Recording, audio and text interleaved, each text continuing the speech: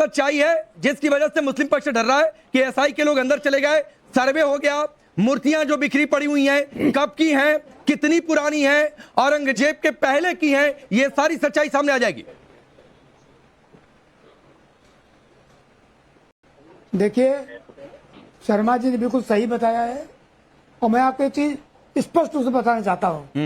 मैं for the time मीन तहखाना वर्ड यूज कर रहा हूँ, उसको क्षमा कीजिएगा। ये परिसर 1993 के पहले तक, जब तक फेंसिंग नहीं हुई थी, ग्रिल नहीं लगी थी, सारे परिसर में एक नहीं 8-10 स्पॉट थे जहाँ हिंदू पूजा करता था। नंबर 1। नंबर 2, तहखाने में ब्यास जी का परिवार 1888 का 67 का मेरे पास जजमेंट रखा हुआ है, जिससे उनका ब्यास जी कब्जा साबित होता है। बिल्कुल सही कह रहे, सोमनाथ ब्यास जी का कब्जा था। उनकी पूरी फैमिली सदियों से वहाँ पूजा करती आई है। अखंड रामायण का पाठ होता था और तहखाने को जब 93 में जब मुलायम सिंह गवर्नमेंट ने वहाँ बैरिकेडिंग कराई तो हिंदुओं को पार कर दिया। अच्छा, वो तहखाने में अखंड रामायण का पाठ होता था? हरिशंकर जैन जी, हरिशंकर जैन जी, तहखाने में होता था क्या पाठ? जी हाँ, अखंड रामायण का पाठ होता था और रोज डेली पूजा होती थी, घंटा बजता था। जो हिंदू पूजा अर्चना जिस ढंग से होती उस ढंग से होती थी।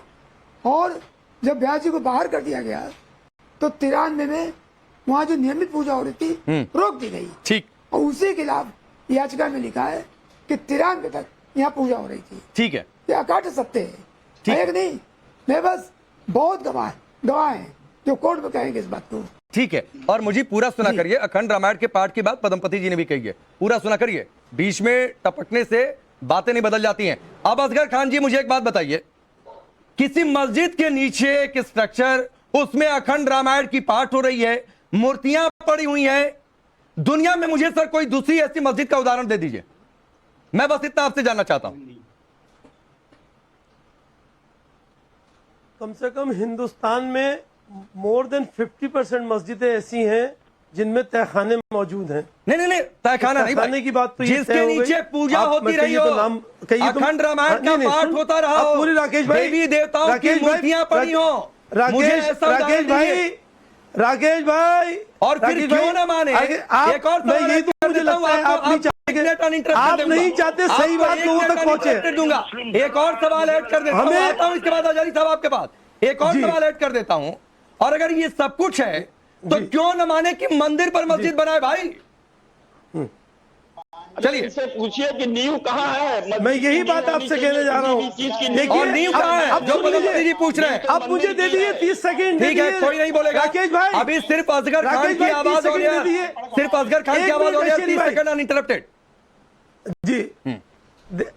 देखिए पहले तो ये तहखाने की बात तय हो गई कि मोर देन 50% मस्जिदों में होता है। अब आप अपने सवाल पर आ जाइए कि वहां तहखाने में अगर पूजा होती है, ये हमारे मुल्क के सेकुलरिज्म की एक बहुत बड़ी निशानी है। मस्जिद के ऊपर या मस्जिद के नीचे या मस्जिद के साइड में या मस्जिद की जगह पर, मस्जिद के दायरे में अगर उन्होंने उस वक्त के लोगों ने पूजा होने की इजाजत दी वहां, तो ये हमारे एक सेकुलरिज्म की निशानी है। और इस बात, अब जहां तक आप मंदिर के ऊपर कह रहे हैं, देखिए इससे पहले एक फैसला सुप्रीम कोर्ट ने दिया है 1044 पेजों का, और लिखा है उसमें कि यहाँ आर्कियोलॉजिकल के सर्वे में ये बात आई कि कोई मंदिर नहीं था। भाई अभी सर्वे होने दीजिए असगर खान जी, आपके 30 सेकंड पूरे हुए। आप मुझे नहीं बता पाए कि नीचे मंदिर ऊपर मस्जिद, तो क्यों न माने कि पहले मंदिर था भाई? योगी हितेश्वर जी आप कुछ बोल रहे हैं, फिर सीधा हजारी साहब आपके पास आऊंगा, रुक जाइए, आपके 30 सेकंड अनइंटरप्टेड समाप्त हुए। योगी हितेश्वर जी, पांडे जी, ये जो चैनल पे बैठे हैं, पांडे जी ये जो चैनल पे बैठे हैं, ये कोई असगर खान नहीं है, ये अजगर है, अजगर। जिसको ये नहीं पता, इस व्यक्ति को, मुझे ये समझ में नहीं आ रहा इनकी जो एजुकेशन है, लॉ की एजुकेशन करें, ये कौन सी एजुकेशन के हिसाब से बोल रहे हैं? इनकी डिग्रियां सच्ची हैं झूठी, पहले तो चेक कराइए।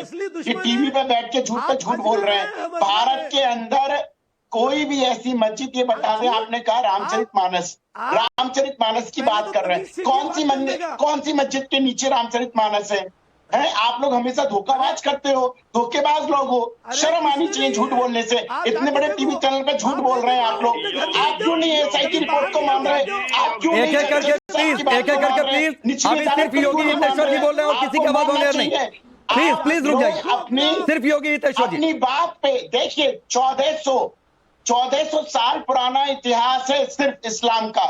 और मंदिर कब से है ये सबको पता होना चाहिए। मंदिर अब 1400 साल पुराना नहीं है, उससे पहले से लाखों वर्ष से भगवान शिव के त्रिशूल पे, भगवान शिव के त्रिशूल पे बनारस बसा हुआ है।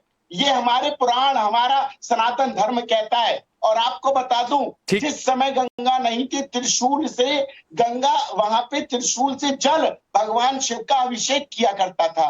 आप सोचिए, ये तब का शिवलिंग, ये तब भगवान महादेव। और इनको ये नहीं समझ, 1400 साल इनके बाप जो थे औरंगजेब, जिसकी ये संतान है, उसने आके उसको मस्जिद को ध्वस्त कर, मंदिर को ध्वस्त करके वहां पे मस्जिद का निवारण किया। ठीक, मैं आजारी साहब के पास जाऊंगा। एक मिनट योगी जी, मैं आता हूं। आप किसी आजारी साहब, मेरा एक सीधा सा सवाल है और बहुत वाजिब सवाल है। हिंदू पक्ष